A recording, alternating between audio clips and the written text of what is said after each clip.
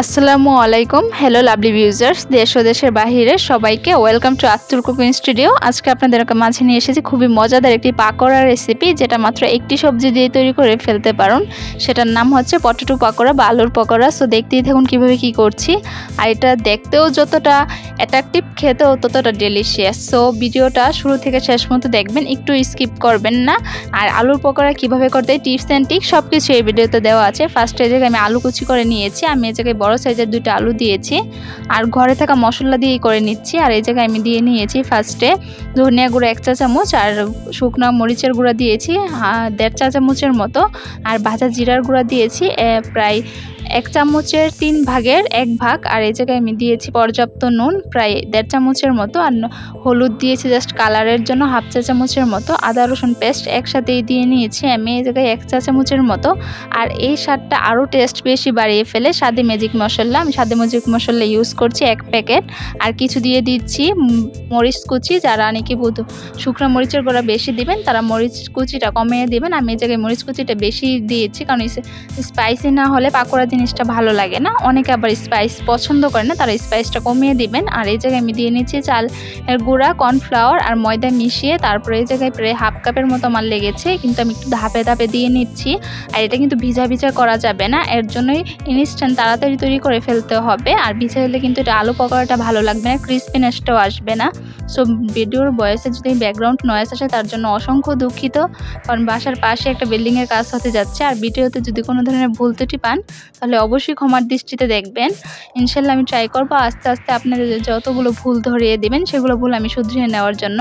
আর যারা আমার খুঁতগুলো ধরিয়ে দেন তাদেরকে অসংখ্য অসংখ্য ধন্যবাদ, কারণ আপনাদের এই খুঁত ধরিয়ে দেওয়ার কারণেই আমি আস্তে আস্তে সব কিছুই ট্রাই করি যে ভালো কিছু করে নিয়ে আসার এবং সেই ভুলটা সংশোধন করার। সো দেখতেই পাচ্ছেন আমি এই জায়গায় ধাপে ধাপে দিয়ে নিচ্ছি। শুরুতেই বলেছি যে এই চালের গুঁড়াটা দিলে এটা ক্রিসপিটা আরও বেশি বেড়ে যায়। এই জায়গায় আমি চালের গুঁড়া ইউজ করেছি প্রায় 6 চামচের মতো, আর 3 চামচের মতো ময়দা আর 2 চামচের মতো কর্নফ্লাওয়ার দিয়ে আমি মিক্সচারটা তৈরি করেছি। এখন মিক্সচারটা হওয়ার পরে আমি কিছু পেঁয়াজ কুচি দিয়ে দিচ্ছি। পেঁয়াজ কুচিটা একবারে ফার্স্টেই দিতে যাবেন না, তাহলে এই জায়গা থেকে এক্সট্রা পানি বের হয়ে আসবে। সো এটা করার পরপরই ইনস্ট্যান্টটা ভেজে ফেলতে হবে।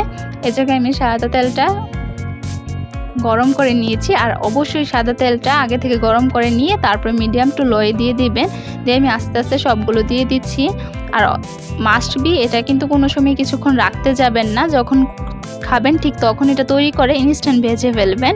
আর এটা কিন্তু খুবই একটা স্ন্যাক্স এবং ঝটপট একটা রেসিপি, যেটা কিন্তু খেতেও খুবই মজাদার। আর আলু দিয়ে এমন কেউ নেই যে আলু জিনিসটা পছন্দ করে না। আর এই আলু পকোড়াটা একদমই ঘরে থাকা উপকরণ দিয়ে করে নিচ্ছি। আর আত্তুর কুকিং স্টুডিও মানে হচ্ছে সামান্য উপকরণে মজার মজার রেসিপি, হোক হেলদি হোক হেভি বা হোক বা স্ন্যাক্স বা ডেজার্ট, সবই এই জায়গায় পেয়ে যাবেন। তার জন্য অবশ্যই চ্যানেলটাকে দেখতে হবে। যারা এখনও দেখতে পারছেন না বা দেখছেন না তাদেরকে বলছি বেশি বেশি দেখবেন। আর ভিডিওগুলো ভালো লাগে লাইক কমেন্ট শেয়ার এবং সাবস্ক্রাইব করে নোটিফিকেশনটা অন করে যাবেন। যারা ফেসবুক পেজ থেকে দেখছেন অবশ্যই ফেসবুক পেজটাকে ফলো দিয়ে একটা লাইক একটা শেয়ার দিয়ে যাবেন। সো আস্তে আস্তে দেখতেই পাচ্ছেন এটা কতটা সুন্দর হচ্ছে। একটু সময় লাগবে ভাজতে, এর জন্য আগে থেকে চুলার আঁচটা কিন্তু হাই হিটে দিয়ে ভাজবেন না, তাহলে কাঁচা কাঁচাই থেকে যাবে। আমি মিডিয়াম টু লোই ভেজে নিচ্ছি। আর দেখতেই পাচ্ছেন আমার 5-7 মিনিট ভাজার টাইম লেগেছে।